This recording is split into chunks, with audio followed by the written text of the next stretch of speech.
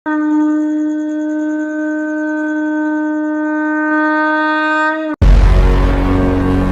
नमः शिवाय। ओम नमः शिवाय।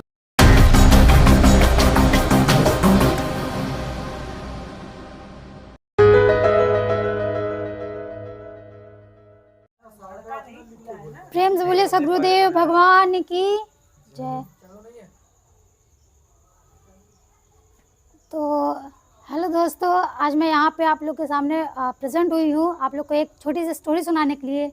उस स्टोरी में आप देखेंगे या जानेंगे कि आपको अपनी लाइफ में कैसे वैल्यू क्रिएट करनी है, या फिर आप अपनी लाइफ की वैल्यू जान पाएंगे कि हम जिस लोग के बीच में रहते हैं वैसे हमारी वैल्यू होती है।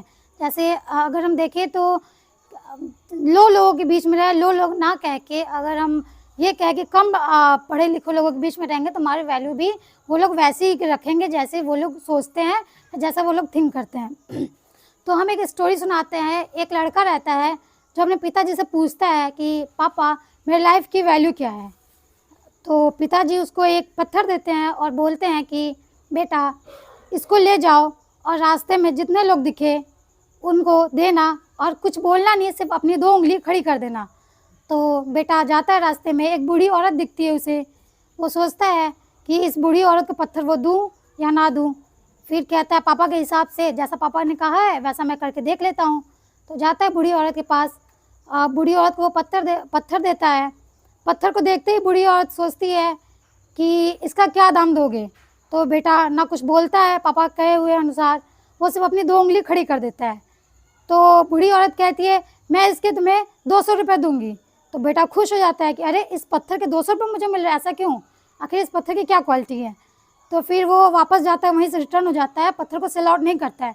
पापा के पास जाता है अपने, वो पूछता है कि पापा मुझे इस पत्थर के 200 रुपये मिल रहे हैं। तो उनके पिताजी कहते हैं कि बेटा तुम आगे जाओ और एक म्यूज़ियम में जाना और इसी पत्थर को तुम म्यूज़ियम के लेके जाना और वहाँ पे पूछना कि क्या इस पत्थर की वैल्यू है। तो बेटा जाता है वहीं म्यूज़ियम में। म्यूज़ियम बड़ी सी रहती है। म्यूज़ियम के अंदर एंट्री करता है और बाहर उसको रिसेप्शन पे एक रिसेप्शनिस्ट मिलती है और वो बोलता क्या, वो पत्थर को दिखाता है और दिखा के रिसेप्शनिस्ट बोलती है कि सर आप इसकी क्या वैल्यू लेंगे, इसका क्या अमाउंट लेंगे। तो ना बेटा कुछ बोलता है ना कुछ कहता है, सिर्फ अपनी 2 उंगली ऐसे खड़ी कर देता है। तो रिसेप्शनिस्ट जो होती है कहते सर मैं इसके आपको 20,000 दूंगी, यानी कि 20,000 रुपये दूंगी। बेटा और भी खुश हो जाता है कि अरे इस पत्थर की इतनी बड़ी वैल्यू कि मुझे 20,000 रुपये मिल रहे हैं। ठीक है, तो फिर बेटा उसी म्यूज़ियम से रिटर्न हो जाता है और पापा के पास जाता है। तो पापा के पास जाते ही कहता है पापा मुझे इसके तो 20,000 रुपये मिल रहे हैं। तो उनके पिताजी कहते हैं बेटा अब आगे जाना और एक ज्वेलरी के पास जाना जिसको हीरे की परख होगी। तो बेटा वहीं जाता है और ना कुछ कहता है ना कुछ सुनता है। जैसे ही वो सेठ के पास जाता है, सेठ उसके हाथ से वो पत्थर ले लेते हैं। तो वो बेटा घबरा जाता है कि ये पत्थर ये ले क्यों रहे हैं। तो वो बोलते हैं कि मैं इसी पत्थर की तलाश कर रहा था, ये तुम्हें कहाँ से मिला। तो बेटे ने कहा कि ये पत्थर मुझे मेरे पिताजी ने दिया है। और तो जौहरी जो बोलते हैं कि इस पत्थर की तुम क्या दाम लोगे। तो बेटा बोलता है, कुछ बोलता ही नहीं, बस अपनी उंगली खड़ी कर देता है। तो जौहरी बोलता है कि मैं तुम्हें इसके 2 लाख रुपए दूंगा। तो बेटा और खुश हो जाता है लेकिन बेचता नहीं उस पत्थर को और तुरंत वापस घर लेके आता है। अपने पिताजी से कहता है कि पापा मुझे इस पत्थर के 2 लाख रुपए मिल रहे हैं। तो उनके पिताजी कहते हैं बेटा अभी तुम्हें कुछ बात समझ में आई कि जिस तरह के लोग के साथ तुम रहोगे वैसे ही तुम्हारी वैल्यू क्रिएट होगी।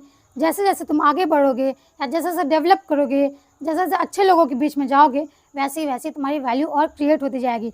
तो ये तुम्हें डिसाइड करना है कि तुम्हें किन लोगों के बीच में रहना है, कैसे लोगों से दोस्ती रखनी है और किन लोगों के साथ तुम्हें आगे चलना है ताकि तुम्हारी लाइफ में इन्हेंस हो सके, तुम्हारा डेवलपमेंट हो सके और ताकि तुम ये सारी चीज़ें सीख सको कि तुम्हारी लाइफ में एक्चुअल वैल्यू है क्या।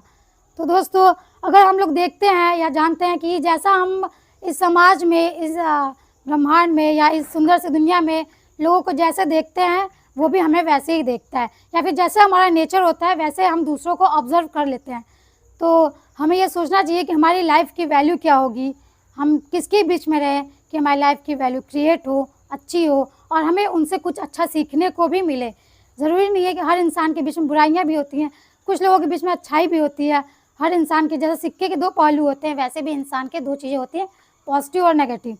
तो हम ज़रूर नेगेटिव चीज़ों को ही देखें, हमें पॉजिटिविटी भी देखनी चाहिए क्योंकि पॉजिटिविटी से ही हम उनसे कुछ सीख सकते हैं। तो इसी के साथ हमारी कहानी का स्टोरी का द एंड करते हैं। प्रेम सोले सदगुरुदेव भगवान की जय।